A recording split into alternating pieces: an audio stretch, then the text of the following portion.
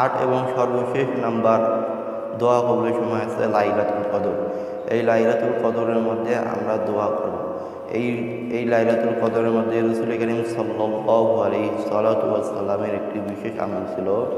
হুজুর করিম সাল্লাল্লাহু আলাইহি ওয়াসাল্লাম এই দোয়াটা সবসময় করতেন, আল্লাহুম্মা আফুউন তুহিব্বুল আফওয়া ফাআফু আন্নী। আমরাও এই দোয়াটি করব এবং লাইলাতুল কদরের মধ্যে আল্লাহ তাআলার কাছে মাফ চাব, অর্থাৎ হে আল্লাহ, আপনি ক্ষমাশীল এবং ক্ষমা করতে পছন্দ করেন, তাই আমাদেরকে আপনি ক্ষমা করে দিয়েন। এই দোয়াগুলো করব।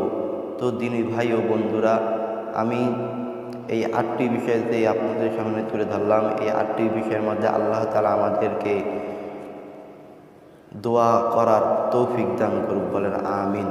এবং আমার চ্যানেলে যদি আপনি নতুন হয়ে থাকেন তাহলে সাবস্ক্রাইব করে আমার পাশে থাকবেন।